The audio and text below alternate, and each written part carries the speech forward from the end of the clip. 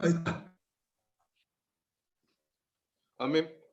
Que Dios nos dé la gracia de en esta mañana levantarlo a Él, es decir, exaltarlo de forma tal que todos seamos atraídos por Él. Y sabemos que cuando esto se da, nuestras vidas son vivificadas. Y Señor, ojalá que esto se dé una vez más por amor a tu nombre en esta mañana. El tema en cuestión que hoy tengo que tratar de compartir se refiere a Jesucristo, el Verbo eterno. Y en esto tenemos que reflexionar, decir, el texto básico, el texto sobre el cual vamos a hablar y decir algunas cosas es Juan, Evangelio de Juan, capítulo 1, del 1 al 18. Pero yo recuerdo que hace 51 años un matrimonio joven me estaba animando mucho a que establezca una relación con Dios, y me hablaban ellos con mucho entusiasmo, con mucha alegría y con mucha fe también. Me hablaban de un Cristo vivo. Me hablaban de sus cualidades, de sus virtudes, de sus características, pero lo hacían de una forma como si Él realmente existiese. Yo tenía hasta ese momento una noción de Dios muy elemental y algunos conceptos, desde luego, acerca de Él, de su persona, pero no lo concebía tanto como alguien que sea actual, vigente, que sea real. Pero este matrimonio joven, que aún no tenía hijos, me animaban bastante. Y hace cosa de unos años atrás me encontré con la esposa, que ya a esa altura había enviudado, y me acordé de esas circunstancias, de las palabras de ellos muchos años antes, y que cuánto bien me hicieron, y que efectivamente pude conocer a Dios en alguna medida y que lo seguía conociendo. Y esta hermana, como le digo, ya viuda, me dijo, sí, efectivamente es así. Él es único, Él es incomparable. Él es maravilloso. Y bueno, esa realidad se encuentra reflejada en muchas expresiones a través de los tiempos.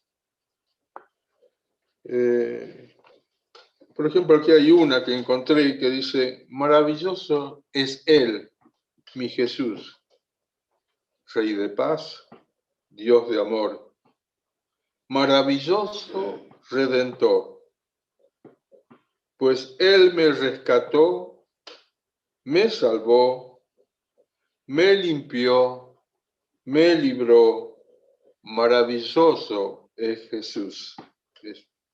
Me levantó del valle y la noche allí subióme al monte do su gloria yo vi. Canto yo la canción siempre en mi corazón. Maravilloso es Jesús.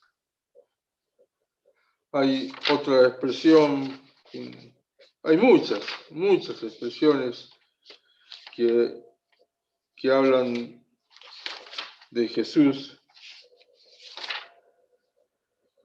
Una de ellas dice así: hermoso, hermoso eres tú, rosa de Sarón, lirio de los valles, y todo, sí, todo codiciable, hermoso eres tú. Y son bastantes las que yo a través de estos 50 años, expresiones que exaltan a Dios, y ojalá que en esta mañana, vuelvo a decir, Dios sea exaltado. Así que vamos al texto en cuestión de Evangelio de Juan, y lo vamos a tener que leer. Son las 11:02. Bueno, comienzo. En el principio era el Verbo, y el Verbo era con Dios. Y el Verbo era Dios. Este era en el principio con Dios. Todas las cosas por Él fueron hechas, y sin Él nada de lo que ha sido hecho fue hecho.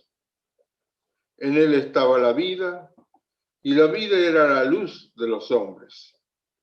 La luz en las tinieblas resplandece, y las tinieblas no prevalecieron contra ella. Hubo un hombre enviado de Dios, el cual se llamaba Juan. Este vino por testimonio, para que diese testimonio de la luz, a fin de que todos creyesen por él. No era él la luz, sino para que diese testimonio de la luz. Aquella luz verdadera que alumbra a todo hombre venía a este mundo. En el mundo estaba, y el mundo por él fue hecho, pero el mundo no le conoció. A los suyos vino, y los suyos no le recibieron.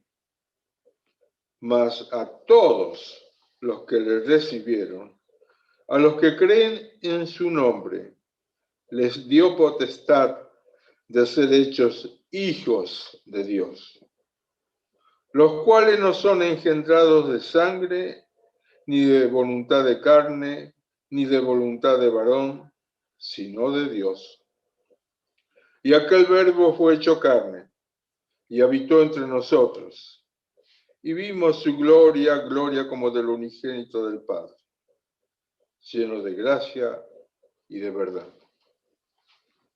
Juan dio testimonio de él, y clamó diciendo: este es de quien yo decía, el que viene después de mí es antes de mí, porque era primero que yo. Porque de su plenitud tomamos todos, y gracia sobre gracia. Pues la ley por medio de Moisés fue dada, pero la gracia y la verdad vinieron por medio de Jesucristo. A Dios nadie le vio jamás. El unigénito Hijo, que está en el seno del Padre, Él le ha dado a conocer. Qué categórico es el comienzo de este Evangelio. Con cuánto énfasis. Es muy parecido al comienzo del Génesis, pero esto es aún mayor que eso. Porque si bien es cierto, el Génesis habla del comienzo de todas las cosas, de todo lo que Dios creó, pero aquí hace referencia a una nueva dispensación, una nueva etapa gloriosísima, que si bien es cierto que el hecho, la narración, de la afirmación de todo lo que fue creado es gloriosísimo, pero aquí habla del comienzo de algo que Dios había prometido, de la redención de la humanidad. Y lo hace de esta forma tan categórica. Y bueno, uno queda, digamos, Dios nos está confrontando y nos lleva a que nos apreciemos que Él es el Rey de Reyes y es el Señor de Señores por excelencia. Y empieza diciendo que el Logos, o sea, la palabra, ya existía desde siempre.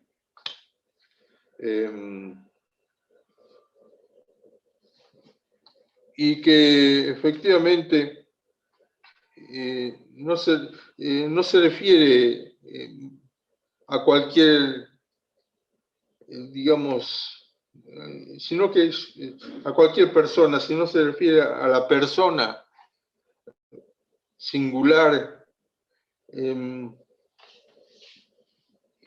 que está plenamente unida al Padre, diciendo, si bien es cierto, en principio era el verbo, quiere decir que aún antes de que todo existiese, Él ya estaba. Cuando en Génesis, al cual hicimos referencia, en el principio Dios creó los cielos y la tierra, ya el verbo ya existía desde mucho antes. Y cuando dice, y el verbo era con Dios, está hablando de una unión plena con el Padre. Y vuelve a decir, y el verbo era Dios. Y afirmando, reafirmando que es divino. Dios creó muchos seres extraordinarios, ángeles, arcángeles, pero nadie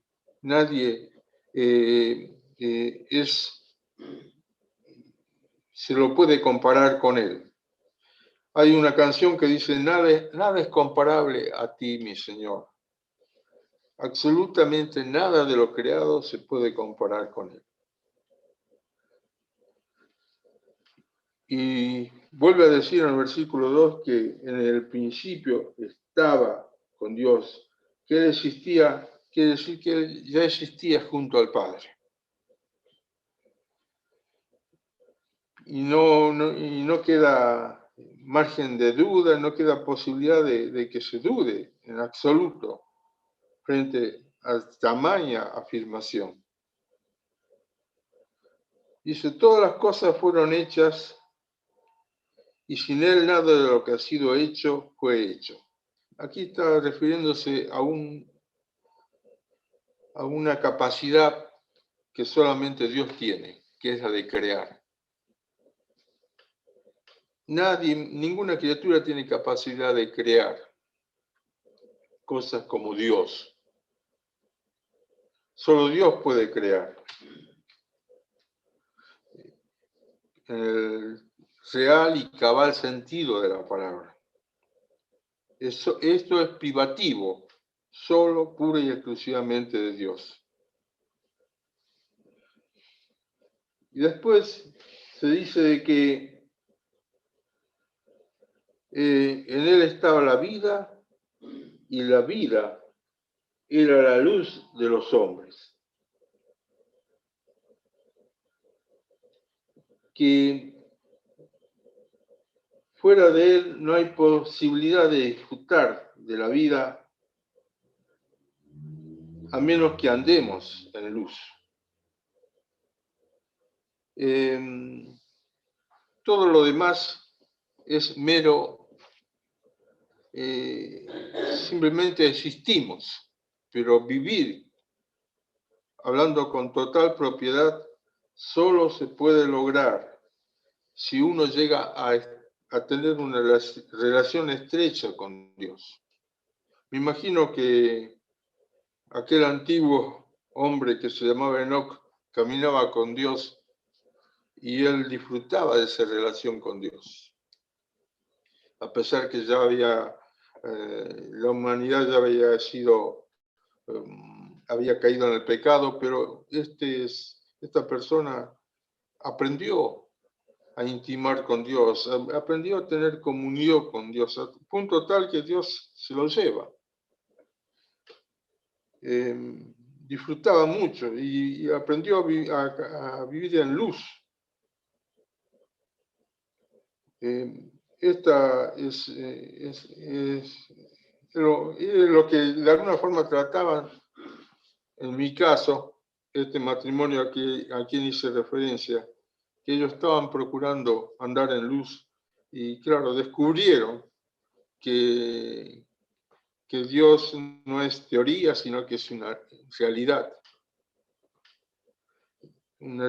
gloriosa, poder vislumbrar y apreciar su persona. Y esto en alguna medida, por pura gracia, hemos alcanzado algo de esto. Y aquí dice que no hay ninguna, no puede, en el versículo 5 dice que la luz en las tinieblas resplandece y las tinieblas no prevalecieron contra ella. Las tinieblas es una imagen de todo aquello de lo que no pertenece a Dios. De lo que no tiene nada que ver con Dios. Y efectivamente vemos que la luz predomina, prevalece contra las tinieblas. Cuando uno aprende a intimar con Dios, aprende que esto es verdad, es cierto, y que no es algo que uno se sugestiona, porque yo me acuerdo que me sabían decir cuando yo comentaba en mi ámbito familiar de la realidad de Dios, dice, no, ya esto va a pasar, cosas así, pero no, hace 51 años y no se me pasa. Y Dios es real. Y como dijo algún poeta, dice, hay cosas que yo no comprendo, pero yo sí sé que mi Dios es real. Y lo puedo apreciar en mi propia existencia, dice este poeta. Y es cierto, Dios no es algo, digamos, digamos que no se pueda comprobar. Y esto lo hacemos gracias a la fe que Él nos da. Así que, bueno, precisamente, dice en el versículo 6, 7 y 8, que hubo alguien que tuvo una tarea muy importante, alguien que tuvo un privilegio de ser el pregonero, el anunciador de la venida del Mesías tan anunciado por los profetas. Y dice que hubo un hombre enviado de Dios, el cual se llamaba Juan. Este vino por testimonio para que diese testimonio de la luz, a fin de que todos creyesen por él. Y aclara bien, no era él la luz, sino que diese testimonio de la luz. Este hombre tan singular también, pero hombre de carne y hueso, tenía una tarea, una misión de hablar acerca de aquel que en forma inminente iba a aparecer en este planeta y diciendo que, y él tenía bien en claro esto, de que él le tenía que dar lugar, tal es así que más adelante, cuando estaban los dos, ya tanto Juan como, y ya había aparecido Jesucristo, algunos le decían que Jesucristo estaba haciendo cosas que, que llamaban mucho la atención, si bien es cierto el ministerio de Juan el Bautista era con mucha autoridad, Dios lo respaldaba al 100%, pero le comentaban a Juan de que Jesús también se estaba manifestando y él muy ubicado, muy consciente de lo que él tenía que hacer, dijo, es necesario que él crezca y que yo vaya desapareciendo, que yo mengüe. Y él tenía muy claras las cosas, tenía muy clara su responsabilidad, su tarea, el encargue que Dios le había dado. Y él dice, él por todos los medios trató de decir, yo no soy el Mesías que tanto anhelamos todos, sino soy un pregonero y que tengo esta misión, esta tarea, para dar testimonio acerca de la luz. Así que, hablando en el capítulo, en este mismo capítulo, versículo 9 al 10, diciendo que aquella luz verdadera que alumbra a todo hombre venía a este mundo. Y que en el mundo estaba y el mundo por él fue hecho, pero el mundo no le conoció. A los suyos vino y los suyos no le recibieron. Aquí se dice algo tremendo, algo que a los mismos ángeles también los sorprendió y los llevó cuando el Verbo se hizo carne y cuando fue un bebé. Los ángeles estaban maravillados de lo que Dios estaba haciendo y glorificaban a Dios por ello. El hecho de que Dios descendiese a nuestro planeta, el Dios mismo, era algo más que sorprendente. Pero ahora es tremendo porque Él deja la gloria y viene a un lugar espiritualmente, un lugar corrompido, un lugar en donde todo imperaba la maldad, pero que Dios mismo descienda, dejara su gloria, era algo que los ángeles glorificaban a Dios que así sea. Hay una expresión que no usamos mucho en nuestro diario hablar, pero que en la palabra está, en donde hace referencia de que todos hemos sido rescatados del muladar. El muladar no lo empleamos en forma corriente esta palabra, pero hace referencia a ese lugar donde se dejaba la basura, y más que la basura, también era un lugar donde se depositaba el estiércol. Y no hay que hacer mucho esfuerzo por imaginarse que el Dios santo, 3 veces santo, venga y entre en un pozo ciego que todos conocemos, nauseabundo, donde todo está echado a perder, se está en plena descomposición, pero el Dios 3 veces santo lo hizo. Y esto es una ilustración muy fuerte y muy desagradable, pero Dios lo hizo. Y efectivamente, Dios nos rescató a todos del muladar. porque todos estábamos en esa situación. Nadie puede decir, bueno, sí, yo tuve una cuna cristiana, sí, todo lo que vos quieras. Pero cuando Dios nos revela, nos trae convicción de pecado, de justicia y de juicio, ahí tenemos que entender que es cierto, Dios nos bendijo con un hogar cristiano, pero tiene que llegar el momento en nuestras vidas en que nuestra vida se tiene que definir y decir gracias, Señor, por el hogar cristiano, pero lo mismo, soy rescatado del muladar. Lo mismo, soy rescatado de ese pozo ciego.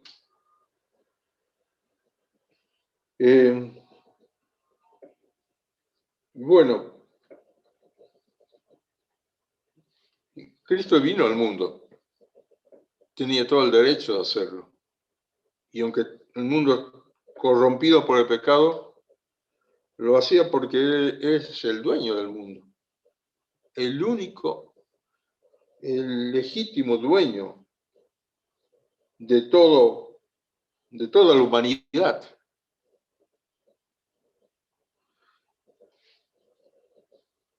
Aunque la humanidad no le quiera reconocer, pero Él es el dueño por derecho de creación. Pero venía a reafirmar de que Él es el dueño, que Él es el Señor, y lo iba a empezar y lo iba a hacer a través de la redención. Por eso me llama la atención o me gusta expresar esto de que si bien es cierto la creación ha sido gloriosa, pero la redención ha sido mucho más gloriosa. La obra creadora de Dios es impactante, y es más, todo lo creado nos lleva a, como dice Pablo en Romanos 1:20, al cual me quisiera leérselos, cuando dice que por las cosas invisibles, pero porque las cosas invisibles de Él, de Dios, su eterno poder y deidad, se hacen claramente visibles desde la creación del mundo, siendo entendidas por medio de las cosas hechas, de modo que no tienen excusas. A través de todo lo creado, Dios se está manifestando a toda la humanidad. Y lo tremendo, y este capítulo 1 de Romanos que narra muy detalladamente la terrible corrupción, la terrible tendencia al mal que tiene la humanidad toda y de la cual nosotros hemos sido rescatados, de ese muladar. Dios vino y vino con el fin de rescatarnos. No hay, de darnos de permitirnos gozar de la perfecta libertad que gozan los hijos de Dios. Bien. Seguimos con el 12 y 13. ¿Qué podemos decir? Mas a todos los que recibieron, a los que creen en su nombre, les dio potestad de ser hechos hijos de Dios, los cuales no son engendrados de carne, ni de voluntad, ni de sangre, ni de voluntad de carne, ni de voluntad de varón, sino de Dios. Aquí nos dice que aquellos que han apreciado, han percibido y han empezado a creer en Dios, en su nombre. Dice, a ellos les dio el privilegio, el derecho, la potestad, el poder nada más y nada menos, de ser hechos hijos de Dios. A todos nos gusta decir que, bueno, sí somos, la humanidad toda es hija de Dios por una cuestión de creación, pero el pecado está en el medio y echó a perder todo. Pero ahora, al creer en Jesús, se nos brinda la posibilidad, la real posibilidad de ser hechos nada más y nada menos hijos de Él, pero por derecho redentor.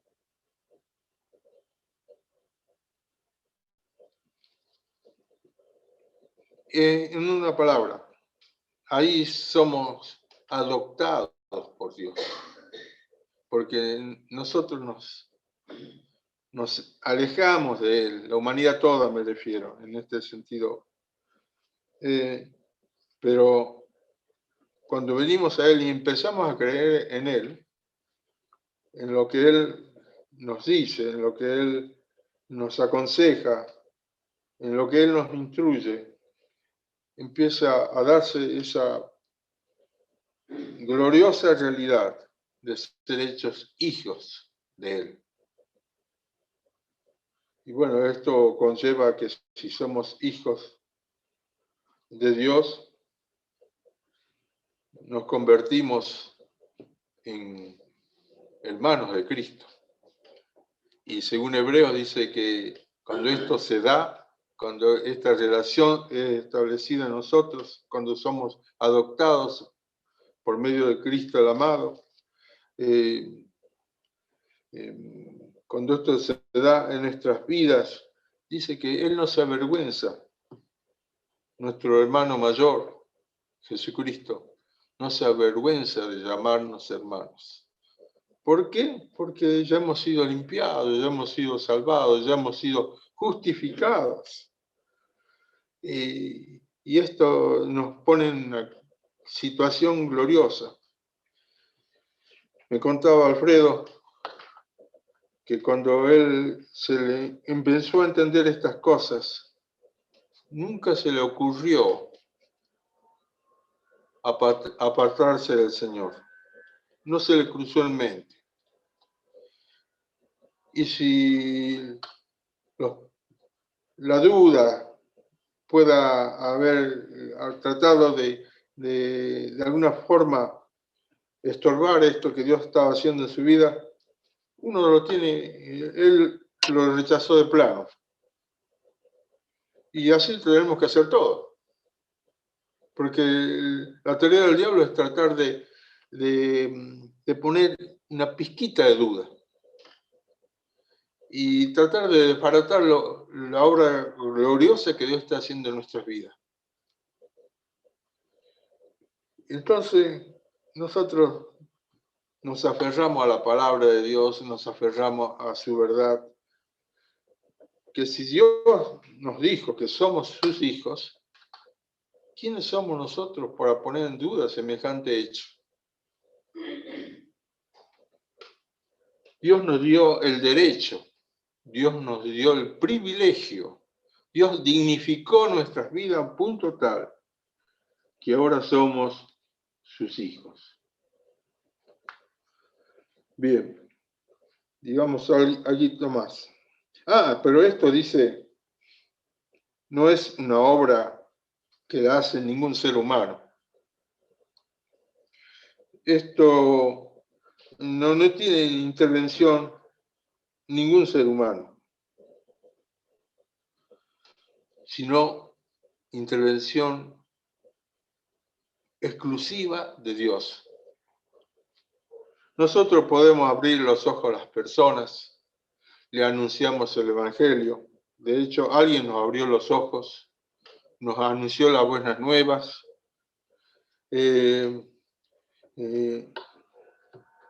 Alguien sembró la palabra, otro la regó, pero Dios nos dio vida. Dios hizo lo más, digamos, lo más difícil. Esta es una obra que Dios es el único autor. Y aquí estamos. A pesar de los años, algunos un año, un tiempo, varios años, muchos años, pero Dios, su gracia efectivamente nos sostiene. Y estamos, como dice el poeta, con la espada en la mano todavía, pero no tan solo en la mano, sino en nuestra mente y en nuestro corazón.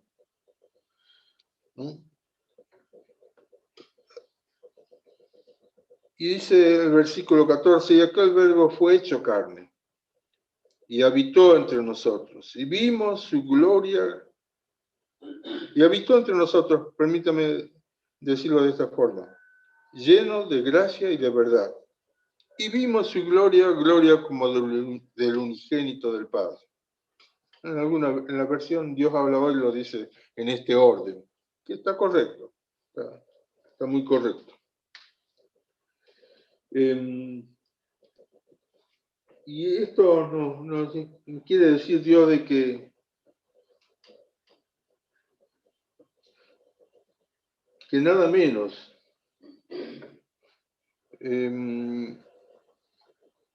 Dios mismo, con toda su gloria, cumplió lo prometido por el profeta Isaías. Y aquí vemos, porque en Isaías 7:14 y 9:6 hace referencia a esto.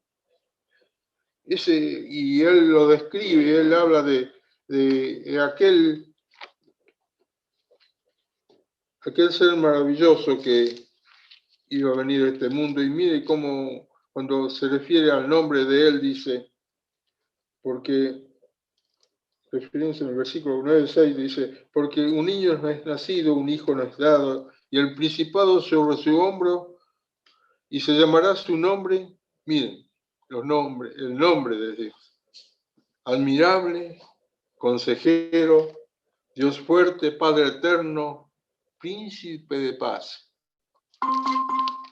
En la humanidad hubieron hombres extraordinarios, pero alguien que tenga este nombre, no lo hay. Por algo el poeta dijo, nada es comparable a ti, mi Señor. No hay nada, nadie comparable.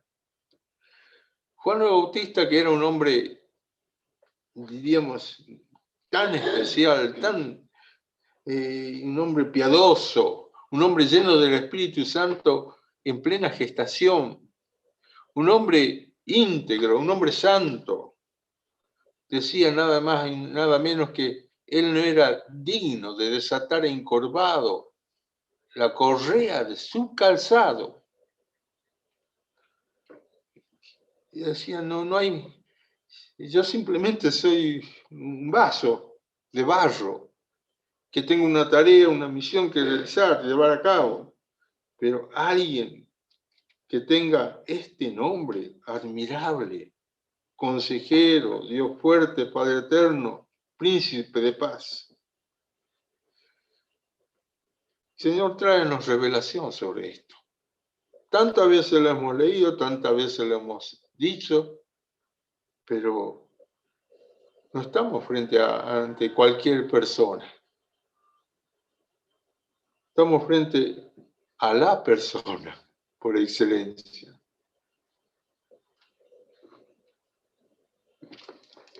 Y todo esto me imagino que los ángeles tendrían presente. Y por eso se maravillaban que él nada más y nada menos venga a este mundo, ¿no? Bien. Ahora, veamos qué concepto tenía Juan el Bautista. Sigamos con el concepto que Juan el Bautista tenía acerca de Jesús. Dice, versículo 15, Juan dio testimonio de él y clamó diciendo. Y aquí el otro día me puse a ver qué significa la palabra clamor. Y nosotros leemos así nomás, Pero si tuviéramos que leer teniendo conciencia de lo que significa clamor, es una expresión muy fuerte, con mucha autoridad, con mucha reverencia, con mucha seriedad, una expresión muy solemne, en donde aquí él dijo, Juan el Bautista, este es de quien yo decía, el que viene después de mí es antes de mí porque era primero que yo. Juan no hablaba mucho, pero lo que hablaba lo decía con mucha autoridad, con mucha gracia. Pero no nos olvidemos que era un hombre que, si bien es cierto, era de carne y hueso, pero desde su gestación estaba lleno del Espíritu Santo. Era un tanto, digamos, bastante especial. Y algunos, la sociedad en común, los contemporáneos de él, lo respetaban mucho porque sabían que este era un hombre de Dios, con todas las letras. Pero Juan tenía muy presente que a quien él estaba anunciando era muchísimo más que él. No sé si podemos decir, qué sé yo, no sé qué calificativo poner, infinitamente mucho mayor que él. Pero él decía, yo no soy digno, no soy digno ni siquiera de atarle las trenzas a su sandalia, o desatarle las trenzas de su sandalia.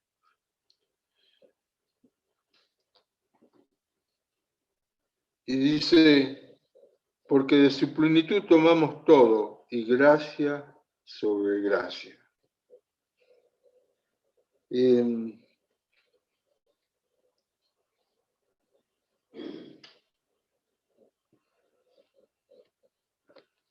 Pues la ley por medio de Moisés fue dada, pero la gracia y la verdad vinieron por medio de Jesucristo.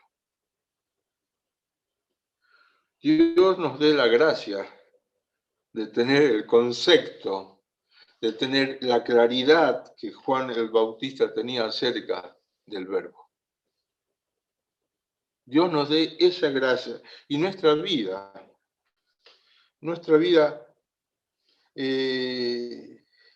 va a ser mucho mejor, muchísimo mejor. Vamos a ser más santos, vamos a poder, como nos dice el libro de Proverbios, andar en el temor de Dios. Y en el temor de Dios no es tan solo tener un altísimo respeto de Dios, sí, también, pero en el temor de Dios también comprende, que es lo mismo que decir vivir honrando a Dios. Es no tan solo tener un respeto altísimo, sino andar en obediencia. Y esto glorifica a Dios, esto agrada a Dios. Y que Dios pueda decir, yo tenía esa ilusión que de Dios iba a pasar algo el día que me bauticé, que se iban a abrir los cielos. Y no sucedió eso, ¿no? En mi caso. Que iba a tener una experiencia espiritual, pero sí hubo un hecho real. Y que iba a tener una experiencia gloriosa, pero sí ha sido una experiencia gloriosa. Yo no me daba cuenta, pero sí se dio. Porque a partir de ahí, en esa renuncia total a mí mismo, Dios empezó a trabajar en mi vida, a pesar de que no siempre he sido muy colaborador, si vamos a ser sinceros, ¿no? En mi propia restauración. Pero lo que yo le he permitido, Él tomó mi palabra, tomó de mi sumisión a Él para comenzar a transformarme y restaurarme a su imagen y semejanza. Hay cosas que en mi vida todavía tienen que seguir corrigiéndose, tienen que seguir cambiando. Y efectivamente, uno cuando entrega su vida al Señor, y alguien me dijo, ayer un hermano me dijo, que cuando uno entiende de que entrega todo, efectivamente no tiene nada que perder, porque entregó todo.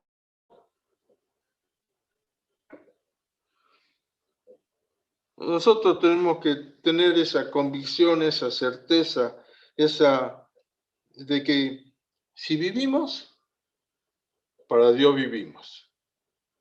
Y si morimos, para Dios morimos. Es decir, ya le pertenecemos a Él y estamos aceptando su soberana voluntad sobre nuestras vidas como Él quiera. Pablo sabía decir, estar aquí en la tierra sí es bueno porque uno puede ser instrumento en las manos de Dios, pero estar con Él es muchísimo mejor, ¿no? Estar con Él y ya no estar luchando con nuestra propia humanidad, con nuestras propias cosas, es muchísimo mejor. Pero bueno, lo cierto es que aquí nosotros tenemos que reconocer que Dios es el dueño. Le digo esto de paso, ¿no? Que Dios es el soberano y que, bueno, que sea lo que Él quiera. Nosotros le rogamos, le imploramos, intercedemos, todo lo que podamos hacer de nuestro lado, pero Él es el que decide, tiene la última palabra. Y gracias a Dios, porque aquí en la tierra podemos comprobar su realidad y podemos tomar de su plenitud y gracia sobre gracia, ¿no? Efectivamente, Moisés tuvo una tarea. Aquí hay un hombre extraordinario que humanamente es alguien fuera de serie también. Miren, yo me pongo a pensar un poquito en la capacidad que tenía este hombre de haber escrito 5 libros, y con esos 5 libros se manejó las generaciones posteriores a él por mucho tiempo. Después fueron agregándose los profetas, pero una capacidad que evidentemente vino de parte de Dios.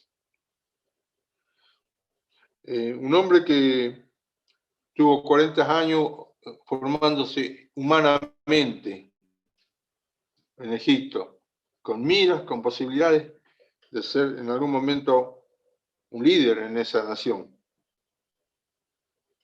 Pero Dios lo ingresó a su escuela, una escuela de 40 años en el desierto, y allí lo formó como hombre de Dios. Y le encargó una tarea monumental, humanamente hablando, es monumental. La tarea de liderar una nación junto con su hermano, enfrentar a Faraón, y decir que ellos venían de parte de Dios. Ellos se burlaban. Al final prácticamente lo tuvieron pedir por favor que se vaya toda la nación de Israel de Egipto, y le dieron regalos, bienes, joyas, etcétera, para que se vayan, porque sí, efectivamente estaban verificando de que Dios estaba en medio de ese pueblo. Y han empezado a tener terror.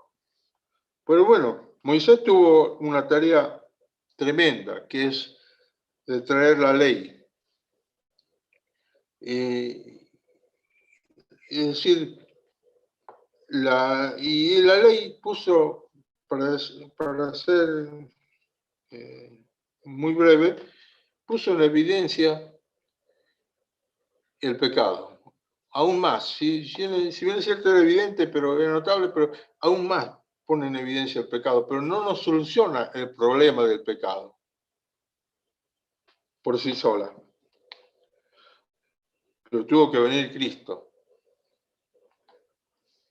Y hay una íntima relación entre lo que la tarea de Moisés y la tarea del Verbo. Porque Cristo vino a manifestar la gracia y la verdad, a ser evidente, a ser notable. Si bien ha sido gloriosísimo el periodo, la tarea, la misión, el ministerio de Moisés, pero mucho más glorioso es lo que hizo Jesucristo.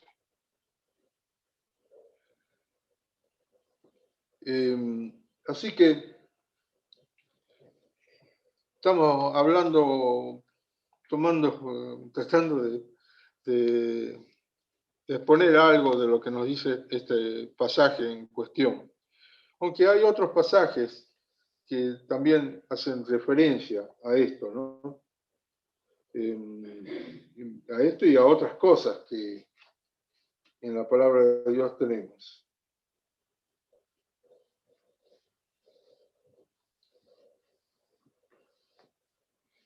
Aquí en el versículo 18, antes de ir a otro pasaje, dice, a Dios nadie le vio jamás. El unigénito Hijo que está en el seno del Padre le ha dado a conocer.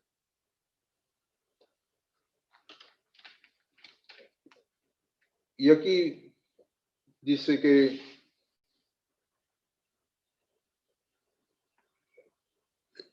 es importante la palabra unigénito, hasta ese momento, ¿no? Es decir, el único hijo del Padre. Pero Dios tenía en mente tener más hijos.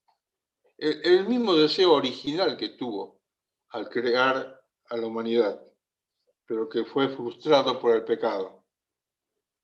Pero aquí Dios mismo dice, yo quiero que esta posibilidad de no tan solo tener yo al hijo, al unigénito hijo, sino tener más hijos, con quien, y después más adelante en Romanos nos habla del deseo del Padre de tener más hijos, que de luego el primogénito siempre va a ser, el primero es Jesucristo.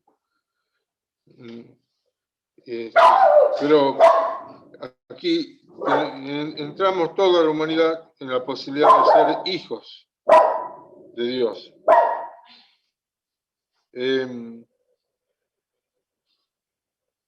Aquí dice así. Yo lo veo así, de esta manera, ¿no?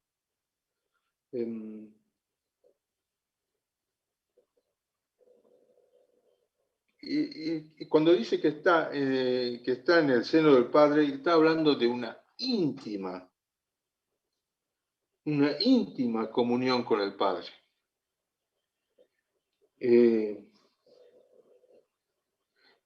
O sea, una unión íntima. Por eso ahora uno puede comprender un poco más cuánto se angustiaba Jesucristo cuando tenía que, por encargo del Padre, porque él tenía bien en claro que el Padre decía que tenía que beber la copa, esa copa terrible, tremenda. Alguien que gozaba con el Padre en una íntima pero gloriosa comunión, él iba por un breve tiempo, eso se iba a interrumpir en su vida. No le afligían los insultos, el menosprecio, las burlas, los azotes, el que su carne se desgarrara, el que sea clavado en una cruz. Eso era lo de menos. si se compara con lo que es perder esa unión plena, única, tan estrecha, esa intimidad tanta con mi padre, que eso se iba a interrumpir, eso sí le angustiaba. Y vaya si le angustiaba. Pero se lo planteó en ese momentos previos a beber esa copa. Se lo planteó al padre, pero reaccionaba rápidamente, 3 veces. Si puedes pasarme de mí esta copa, pero que no se haga mi voluntad, sino la tuya. Humanamente planteó su cuestión con toda reverencia, pero al mismo tiempo dice, no, si tú quieres que beba esta copa, la voy a beber. Una copa que nosotros no tenemos idea. No. Bueno, aquí estamos tratando de tener un poquito de idea, un poco de conciencia, un poco de claridad, pero lo que habrá sido es tremendo, tremendo. Pero prevaleció la voluntad del Padre y Él bebió esa copa por nosotros, para hacer posible nuestra redención. Y aquí estamos. Bien, aquí hay una serie de pasajes que también podríamos referirnos en esta ocasión, en el mismo libro de Juan, capítulo 8, versículos 56 y 58, se nos dice, se afirma esto. Abraham, nuestro padre, versículo 56, capítulo 8, Abraham, nuestro padre, se gozó de que había de ver mi día. Y lo vio y se gozó. Entonces le dijeron los judíos, ¿aún no tienes 50 años y has visto a Abraham? No entendió nada. Jesús les dijo, de cierto os digo, antes que Abraham fuese, yo soy. Y esto, si hasta ahí no entendían nada, aquí entendían menos.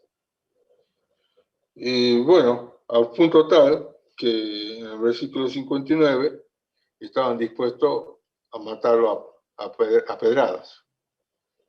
Evidentemente no entendían absolutamente nada. Pero bueno, él dice, porque ellos tenían, digamos, se gloriaban en ser descendientes de Abraham, pero Jesús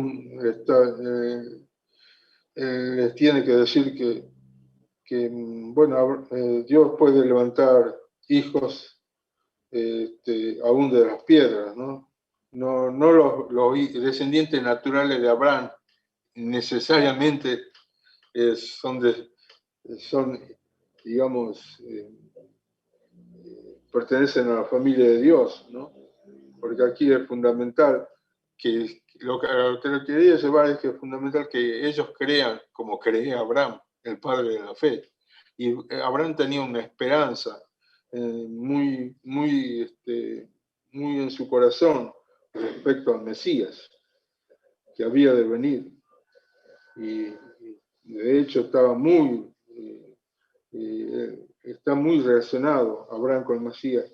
Y si ellos tenían un altísimo concepto y se gloriaban en ser descendientes naturales de Abraham, dice, bueno, pero ustedes tendrían que tener la fe de que estuvo ese hombre, ¿no? Y a esto se hizo referencia a esa promesa que Dios cumplió, ¿no? Y en la cual Abraham tenía mucha esperanza. Pablo tuvo que hacer referencia cuando tuvo que defender su fe frente a un rey que se llamaba Agripa. Y dice, yo lo único que hago es predicar lo que Dios prometió y que se cumplió. Y bueno, y Agripa conocía bastante de la cultura, de la tradición, de la historia, de las promesas, conocía bastante, pero tenía un conocimiento intelectual. Y Pablo, aunque le hablaba con toda autoridad, y que cosas que no eran nada ajenas a Agripa, pero que él tiene que decir, por poco me persuades. Y Pablo dice, mire, que sean por poco, por mucho, no sea, pero lo importante es que estén en esta condición gloriosa que yo me encuentro, menos estas cadenas que me tienen ahora un poco limitado. Pero no me privan de ser portavoz de la verdad. Bueno, Abraham también tiene mucha relación. Miren que habían pasado bastante tiempo, ¿no? Después, en la oración de que Jesús, en el capítulo 17 de Jesús, en el mismo libro de aquí de Juan, en el versículo 5, nos limitamos ahí nada más, y le dice Jesús al Padre, ahora pues Padre, glorifícame tú al lado tuyo, con aquella gloria que tuve contigo antes que el mundo fuese. Aquí vuelve a afirmar su preexistencia, de que él, lo que viene diciendo desde el principio, ¿no? de este capítulo, una vez más aquí afirma eso. Y también en el capítulo, en Filipenses 2, 5, 7, dice,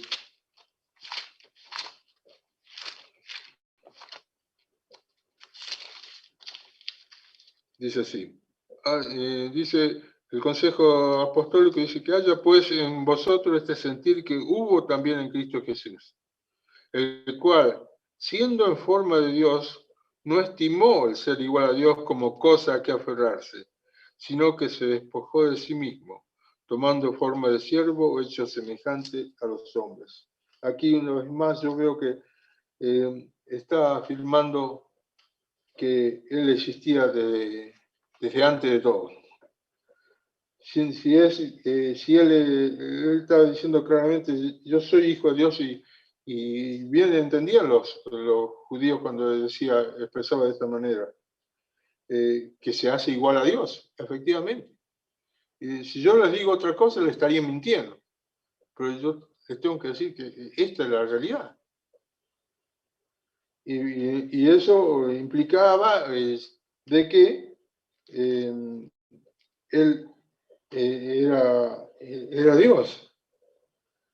Es decir, que siempre existió. Por eso precede a Abraham. Por eso él puede hacer referencia cuando habla con el Padre, aquí en el capítulo 17 de Juan, de que él quiere volver a que se restablezca con él, vivir en la gloria que él disfrutaba con el Padre, ¿no?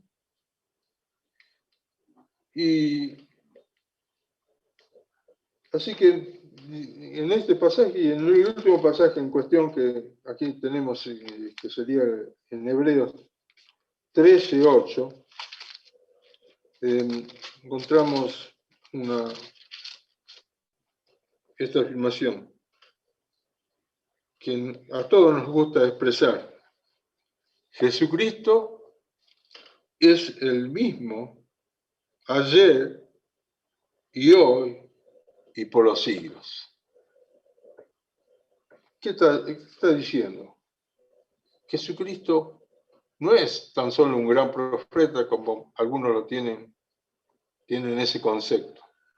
Alguien fuera de serie que pisó esta tierra, sino que Jesucristo es Dios mismo.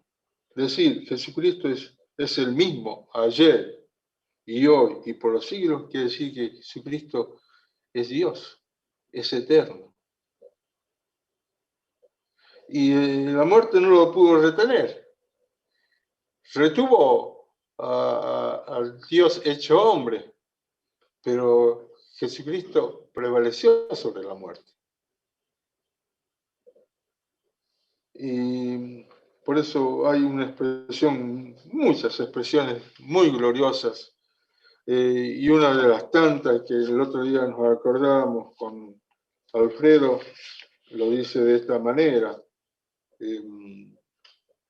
se lo busco, lo tenía aquí a mano pero se me escapó.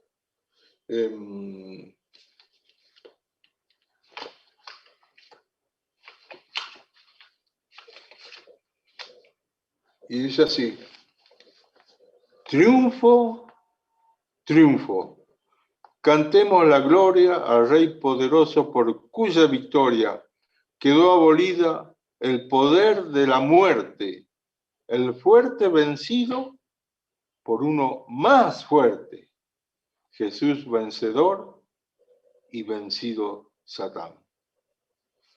Todos los triunfos, como alguien hizo referencia hoy, todos los que existen en la tierra son nada, comparado con el triunfo de los triunfos que Jesús logró en su obra redentora. Todos los triunfos son nada. Yo me acuerdo que cuando salimos en nuestro Argentina campeón del mundo en el 86, ese día, a esa hora teníamos que estar en reunión, pero nos permitieron festejar.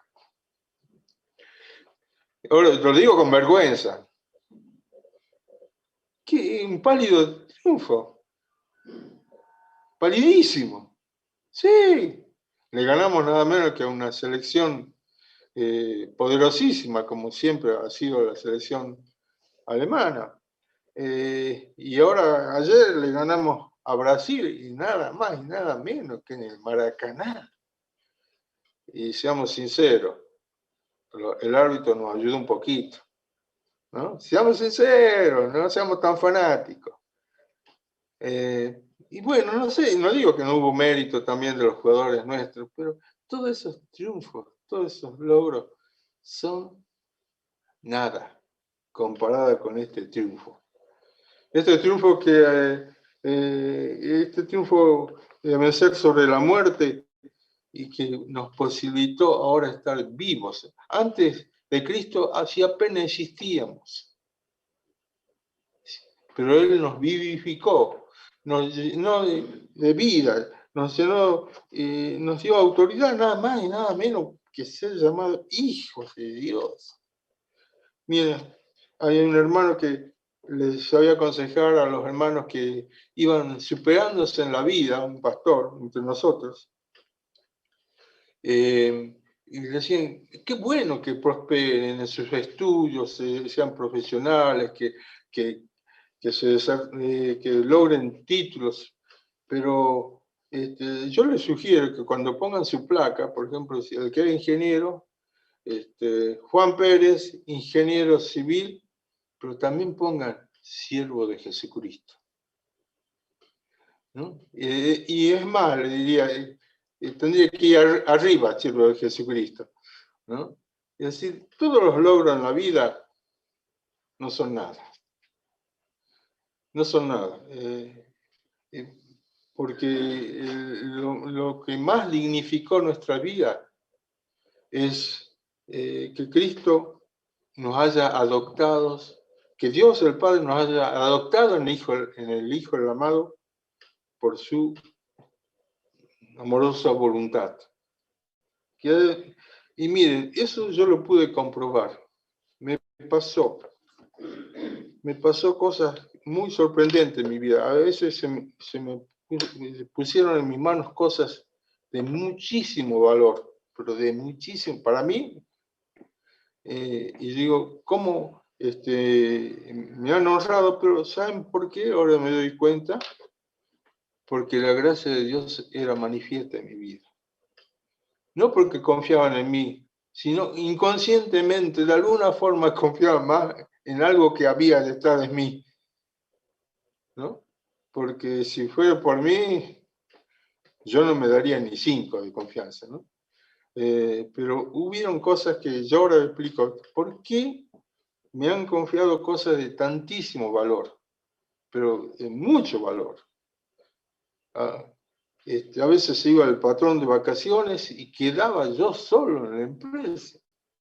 Un día, era un concesionario que vendía camiones, un día vendí un camión, le hice todos los papeles, recibí la plata, hice los depósitos, pagué en fábrica, hice todo, ¿no? Y bueno, y el patrón se jugaba de que yo no iba a distraer un centavo, pero eso ha sido por pura gracia de Dios. Y así a mí se dieron las llaves de oficinas muy importantes. Cosas tremendas, ¿no? Es decir, para mí, digo, no sé por qué confían tanto en mí, pero debe ser que no confiaban tanto en mí, sino en la gracia que Dios había puesto en mí. Que intuitivamente, de alguna forma, de algo se darían cuenta, qué sé yo. Pero bueno, gracias a Dios porque es así. Y aquí estamos. Como dije hace rato, usando las palabras de un poeta muy conocido entre nosotros, con la espada en la mano todavía, pero no tan solo en la mano, sino en nuestra mente, en mi mente y en mi corazón. Y frente a esto, toda vez que vislumbramos algo de Dios, inexorablemente nos tendría que llevar a adorarle a Él. Y gracias a Dios porque Él puso su alabanza en nuestras bocas. Y puso, nosotros no hemos creado nada, simplemente expresamos cosas que Dios inspiró a otros, ¿no? Pero aquí hay una muy hermosa que dice de esta manera, una expresión que a mí me cautivó, y que yo a veces la llegué a expresar en mi lugar de trabajo, pero sin dejar de trabajar, yo a veces estaba como a las 11 de la noche en una oficina de una entidad muy importante, y no sé por qué me daban la llave, pero y yo le dije, de golpe el espíritu me tomaba, y estaba, como le digo, esa oficina estaba situada, ya no está ahora ahí, está más retirada, a una cuadra y media de la iglesia principal, de la basílica principal de nuestra ciudad. Y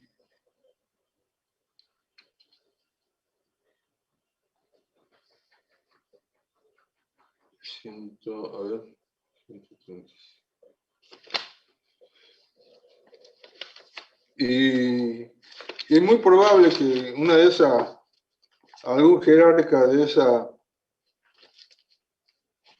esa basílica me haya escuchado, porque yo no cantaba bajito.